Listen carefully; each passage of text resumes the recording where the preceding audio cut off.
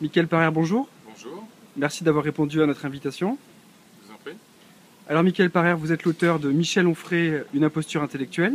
Oui, Et vous avez été pour cela récemment exclu d'un débat avec Michel Onfray lors du Salon du Livre de Balma, près de Toulouse. oui. Alors on imagine que Michel Onfray n'a pas beaucoup apprécié de se faire traiter d'imposteur. Non, oui, c'est pas ça. Je crois qu'il a voulu faire croire que c'était un livre qui le traitait d'imposteur, alors que c'est un livre qui dénonce son œuvre comme une imposture, ce qui est tout à fait différent.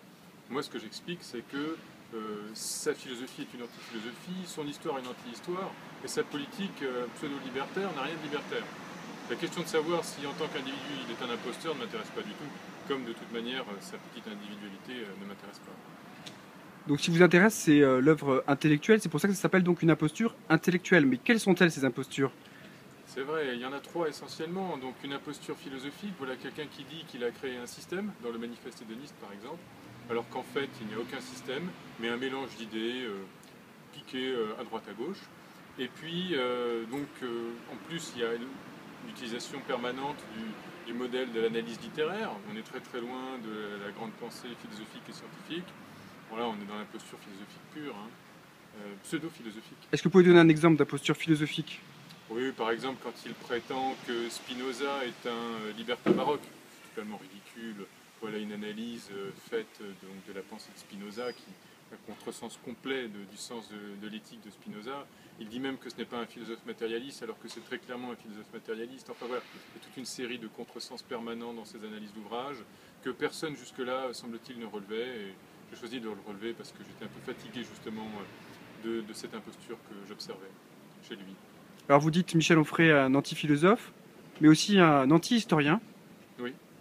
C'est-à-dire? Un anti-historien parce que c'est quelqu'un qui donne beaucoup de leçons en histoire. Hein. Il prétend distribuer les bons et les mauvais points, surtout d'ailleurs aux personnes qui ont eu un rôle militant ou un rôle révolutionnaire important. Il prétend les juger. Il les passe au tribunal de son imagination. Et il fallait que ça cesse, parce qu'en fait ce qu'il fait lui, ce n'est pas de l'histoire, c'est du manichéisme en histoire, c'est-à-dire qu'il analyse à travers des images et des couples antithétiques du genre le soleil et l'ombre. Il analyse le phénomène et le processus historique, des processus historiques, des événements historiques, et à chaque fois il dit des choses qui sont fausses, ou bien ridicules, ou bien de complet contresens, comme par exemple quand il analyse la pensée et le rôle de Sartre comme crépusculaire face à un Camus qui serait solaire dans l'ordre libertaire. Ça ne correspond à rien au plan des faits historiques. Et alors pourquoi avoir choisi de vous attaquer à Michel Onfray, qui pourtant, on pourrait le penser, est plus proche de vos idées politiques? Bien écoutez, pourquoi Michel Onfray plutôt que d'autres philosophes? C'est que je pense qu'avec Michel Onfray, Pourquoi par exemple pas BHL, Alain Finkielkraut, d'autres philosophes médiatiques? Est-ce que en vous payant la tête de Michel Onfray, vous avez voulu aussi vous faire un nom? ah, c'est sans doute ce que diront beaucoup de gens, mais ça m'importe peu. Moi, ce que j'ai voulu dénoncer avec lui, c'est une pensée, si vous voulez, de gauche en apparence, mais de droite en réalité. Hein, et pour ce qui est des autres philosophes, on le savait déjà. Pour lui, je pense qu'on ne l'avait pas encore dit. Il fallait le dire, et je l'ai dit. Donc j'ai pris mon courage à deux mains, j'ai lu ses ouvrages avec précision. Il y a plus de 320 notes dans mon livre. Et j'ai démontré en quoi, en fait, sa pensée était totalement contre-révolutionnaire, conservatrice, de part en part, du début à la fin. C'est-à-dire de sa première œuvre, Le ventre des philosophes, jusqu'à la dernière que j'ai citée, qui s'appelle Le post-anarchisme expliqué à ma grand-mère. Je ne sais pas ce qu'il lui a expliqué à sa grand-mère, mais c'est en tout cas, il n'y a rien d'anarchiste là-dedans. D'accord.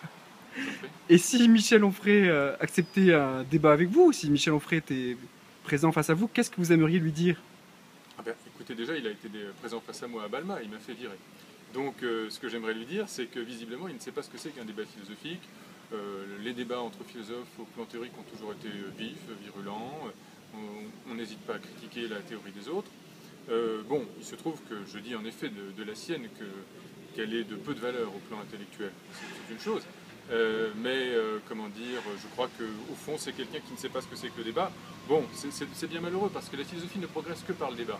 Mais je crois que c'est aussi lié à une thèse qui est la sienne, et justement celle de toute cette philosophie postmoderne qui fleurit depuis maintenant 30 ans, c'est qu'il n'y a jamais de débat, il n'y a que des monologues. Vous voyez, donc en fait, on ne peut pas débattre et échanger des arguments et progresser à travers l'échange contradictoire. En fait, il n'y aurait que des monologues, et bien sûr, quand on a une conception comme ça, et il a une conception comme ça, on ne débat pas avec ses contradicteurs, surtout quand on voit qu'ils sont, entre guillemets, des contradicteurs sérieux. Bien sûr, il ne refuse jamais le débat quand il pense qu'il va terrasser ses adversaires. Voilà où en est notre courageux Ulysse. Eh bien, Michael Parer, merci. Je rappelle que vous êtes l'auteur de Michel Onfray, une imposture intellectuelle, paru aux éditions de l'Épervier. Et je vous dis à bientôt. Merci. Pour d'autres vidéos. À bientôt.